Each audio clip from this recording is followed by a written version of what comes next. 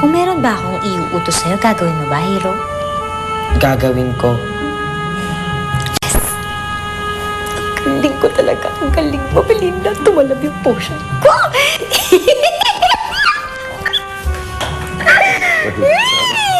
Ano nangyayari sa asawa mo?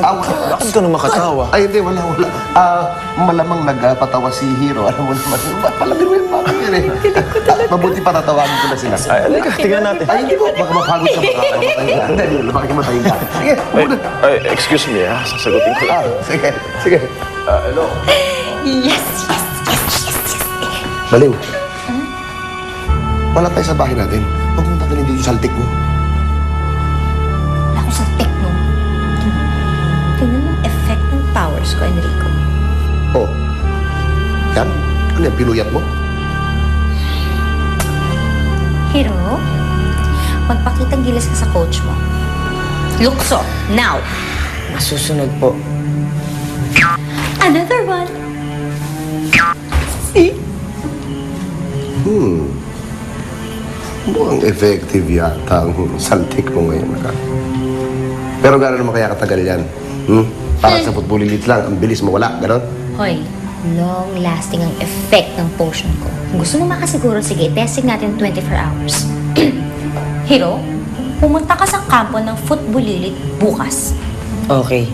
Pupunta ako sa kampo ng football elites. At pagkatapos, intayin mo ang next na iutos ko sa'yo doon. Hihintayin ko kayo roon. Pwede ba? Huwag kang parang robot. Umarte ka na parang natural lang. Go! Now! Sabi niyo eh.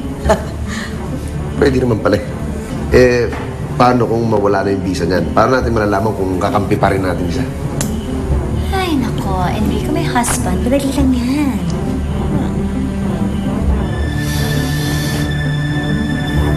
Well, Hero, gusto ko ibahin mo yung buong look. Ibahin mo yung hairstyle mo at saka yung wardrobe mo, ibahin mo. Hairstyle, wardrobe, shoot. Yaka yan. Magiging bado yan.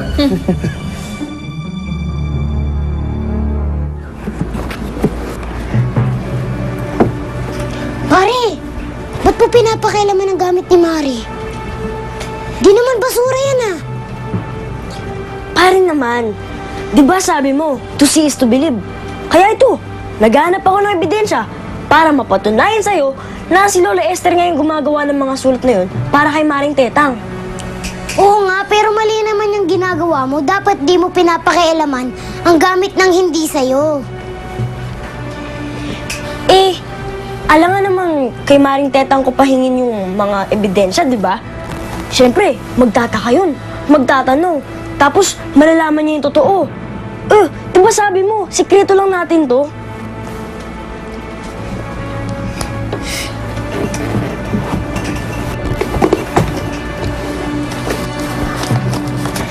Ito na yun!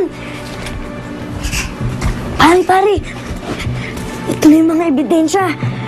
Ito na yung mga sulat ng nanay niya. Ay, ni Lola Esther pala. Oo nga, nahanap mo na yung sulat. Pero paano mo mapapatunayan sa Supreme Court na si Lola Esther ang gumagawa ng mga yan?